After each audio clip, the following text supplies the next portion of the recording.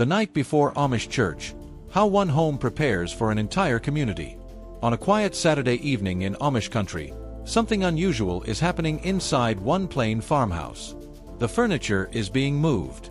Bread is cooling in the kitchen. Benches are arriving from a wagon. Upstairs, clothes are being laid out for morning.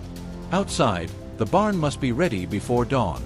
And by sunrise, this ordinary home will no longer feel ordinary at all. Because tomorrow, it won't just shelter one family. It will receive an entire church. For many viewers, church means a building, a steeple, a parking lot, a row of pews that never move. But in many Amish communities, worship does not happen in a church building at all. It happens in homes, barns, shops, and large cleared spaces on a family property. Services are typically held every other Sunday, rotating through the households of a local church district, which often includes around 25 to 35 families, or roughly 100 to 150 people. That means that about once a year, sometimes a little more or a little less depending on the size of the district, one family becomes host to the whole congregation. And that changes the meaning of Saturday. This is not just event planning. It is not just hospitality. And it is definitely not just cleaning for company. In Amish life, when worship comes into the home, faith moves directly into the material world. The house itself becomes part of the religious experience. Its rooms are opened, its routines are rearranged, and its ordinary boundaries are temporarily dissolved. One scholar-quoted explanation of Amish home worship puts it simply: meeting in a home reinforces the fact that Amish religion is embedded in the texture of daily life. That is what makes the night before church so fascinating. It reveals something outsiders rarely get to see. Not just what the Amish believe, but how belief is built into labor, timing, food, space, and family responsibility. And the deeper you look, the more the details matter. By Saturday afternoon, preparation has already been underway for days. In many Amish homes, getting ready for church begins well before the night before. Windows are scrubbed. Walls and furniture are cleaned. Floors are swept and washed. Cobwebs are removed. Outhouses or indoor bathrooms are sanitized. Bedrooms, living spaces, and entryways are put in careful order. In some descriptions, carpets are beaten or vacuumed and every room is brought into what one source calls peak shape before guests arrive. At first glance, it might seem like the same instinct anyone has before visitors come over. But here, the scale is different. The guests are not a few friends. They are the entire district. And the visit will not last 1 hour. It can fill most of a day. There is also another layer to this preparation, one that is quieter and more revealing. In Amish communities, the home is not only where the family lives. It is one of the clearest expressions of whether a household is living in accordance with the Ordnung, the unwritten but deeply powerful set of rules and expectations that guides Amish life. Some writers on Amish culture have noted that when the congregation enters a family's home for church, there is also, in a sense, an opportunity for the community to observe the household itself, its order, its furnishings, and its conformity to local standards. So the cleaning is not just about appearance. It is also about readiness, humility, and being visibly in step with the community. And this is where the story becomes more intimate. Inside the house, each room begins to lose its ordinary purpose.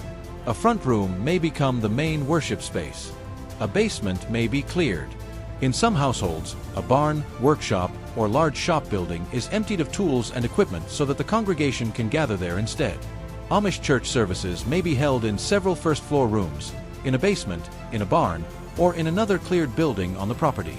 It depends on the size of the family space, the season, and the customs of the local district. Furniture is pushed aside. Chairs that belong to daily life give way to seating that belongs to the congregation. And that seating often arrives in one of the most distinctive objects in Amish religious life, the bench wagon. This detail alone feels almost cinematic. Each district may have a large wagon used to transport the backless wooden benches and shared church items from one host home to the next. The benches serve for worship, and later some are converted into tables for the meal that follows. The wagon, in a way, carries the church itself, not in a symbolic sense, but physically. Benches, books, and the practical tools of gathering move across the countryside from one family to another. Just think about what that means. In most modern religious settings, The church is permanent and the people travel to it. Here, the people still travel, but part of the church travels too. Not a grand sanctuary, not stained glass, not polished architecture. Just benches, books, memory, and a room that will soon be filled with voices. That simplicity is not an accident. Amish services are intentionally plain. There are no organs, no stained glass windows, no altars, no candles, no choirs, and generally no formal church buildings. The physical setting reflects core values of humility, modesty, and communal worship over performance or display. But before the congregation sings a single note, someone still has to bake the bread. This is where the household rhythm of Saturday becomes especially vivid. In accounts of Amish church preparation, women and girls often focus on getting the house in order, baking, and organizing food, while men and boys may handle outdoor tasks like cleaning the barn, preparing the yard, and making space for the horses and buggies that will arrive the next morning. That division can vary by family and community, and not every Amish group is identical, but the broader pattern reveals how deeply church preparation is woven into the family economy of labor. The amount of food alone can be astonishing. One account describes families baking many loaves of bread, multiple pies, and dozens of cookies for a single hosting day. In some communities, the host family prepares a main dish while others bring food to share. In others, the post-church meal is simpler. Bread, jam, cheese, pickles, beets, coffee, and other plain food served in a fellowship setting. Either way, preparing for church means feeding a crowd. And not in the way a modern caterer would. It means hours of coordinated home labor, often using ingredients from the farm, pantry, or garden. If you stop here, it is tempting to reduce the whole scene to picturesque tradition. Bread on the counter, dresses pressed for Sunday, quiet roads and horse-drawn buggies. But that would miss the real emotional weight of the evening. Because Saturday night in a host home is not only busy, it is anticipatory. Somewhere in the house, children know tomorrow will be different. The rooms they play in will be full of adults. The spaces that feel familiar will be arranged into lines and sections. Their parents will be responsible not just for their own family, but for welcoming everyone else. There is likely excitement in that. There may also be pressure. And then there are the clothes. Amish families often prepare their church clothing ahead of time. Garments are cleaned, pressed, and laid out. Men wear plain dark suits, white shirts, and the clothing reserved for Sunday. Women wear modest dresses and coverings appropriate to their age and marital status, with styles varying across communities. In one description, girls wash and braid their hair on Saturday, while on Sunday married women wear white caps and unmarried women or girls may wear black ones, though details can differ by settlement. The important point is not fashion. It is order, readiness, and modest presentation for worship. What makes this even more interesting is that the host family is preparing both public space and private self at the same time. The house must be clean. The meal must be ready. The barn must be opened. The benches must be placed. The clothing must be set out. The horses must be accounted for. The morning must unfold without chaos. And yet the entire purpose of all that visible effort is to create an atmosphere where effort disappears. By the time people arrive on Sunday, the host home should not feel frantic. It should feel settled, simple, ready. That transformation is one of the most remarkable parts of Amish church life. Hosting is labor-intensive, but the worship setting it produces is intentionally free of spectacle. There is no emphasis on novelty, no need to impress. The ideal result is not "look what this family has done."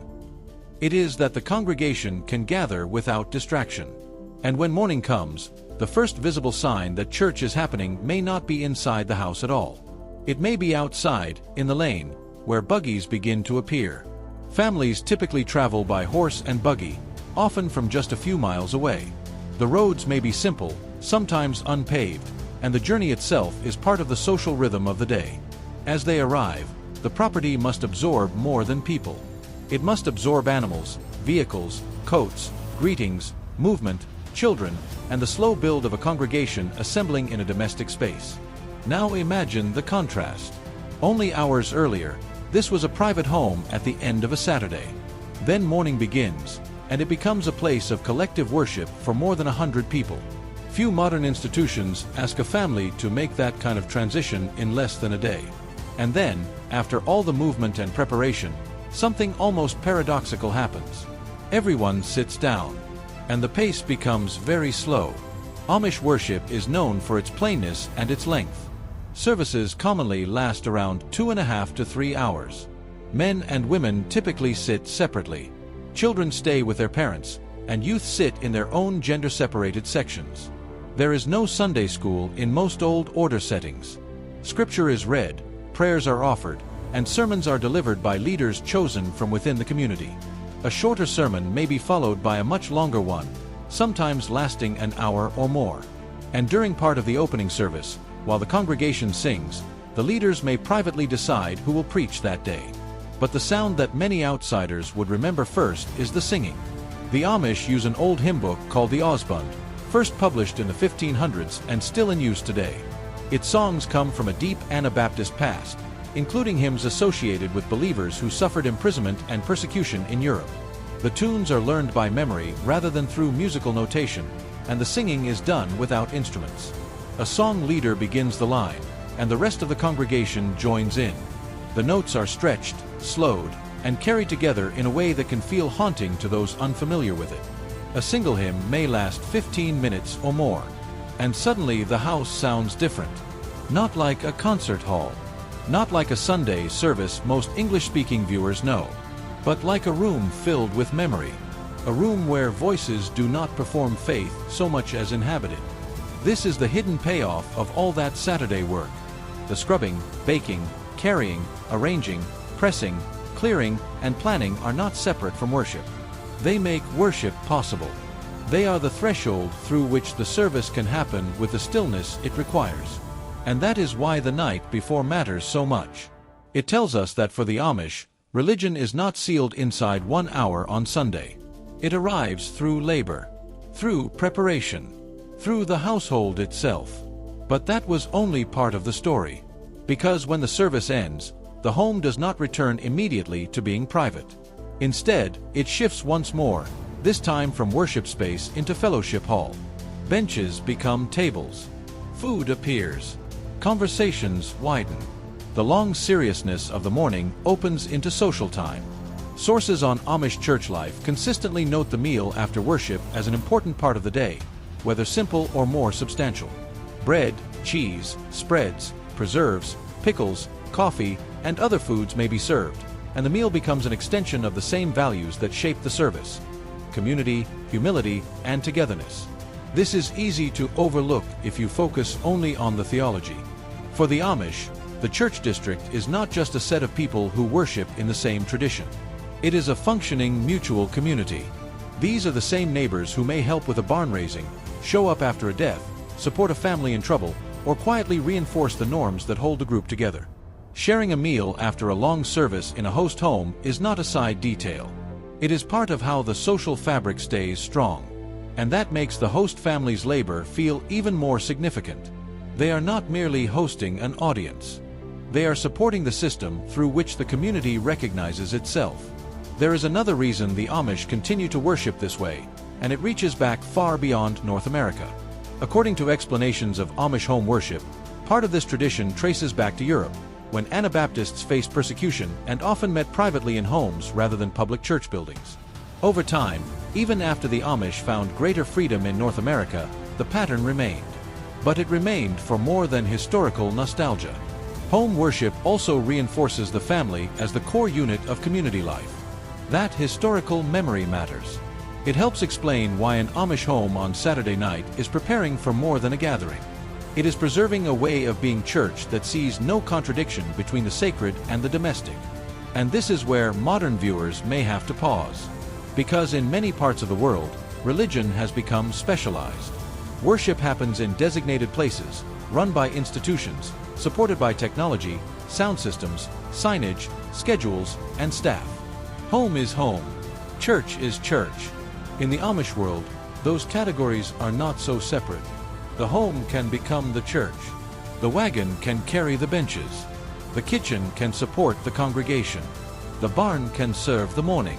The family can bear the responsibility. And then, just as quietly, everything can be folded back into ordinary life. That does not mean every Amish group is identical. Some communities have developed different arrangements, and there are exceptions. A few Amish groups use church buildings or community buildings, especially in unusual settings or where practical needs differ. But across most Old Order Amish life, home-based worship remains a defining pattern. That balance between tradition and practical adaptation is one reason Amish life is often misunderstood. Outsiders sometimes imagine a frozen culture, untouched by decision-making. But the reality is more disciplined and deliberate.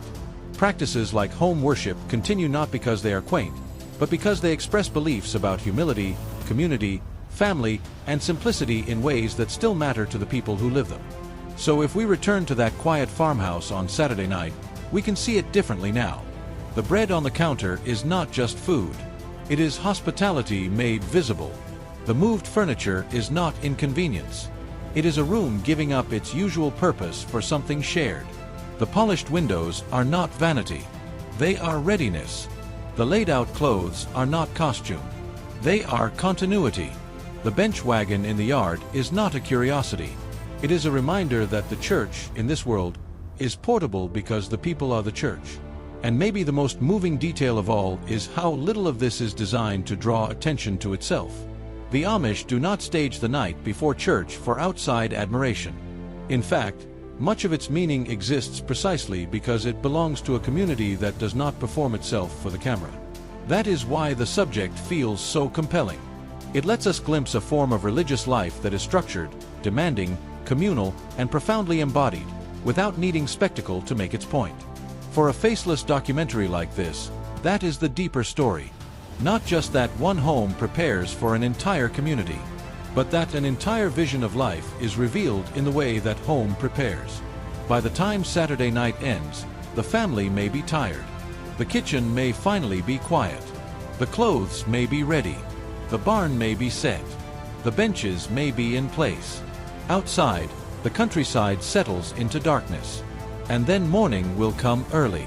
Hooves on the road. Wheels in the lane. Neighbors stepping down from buggies. Children gathering.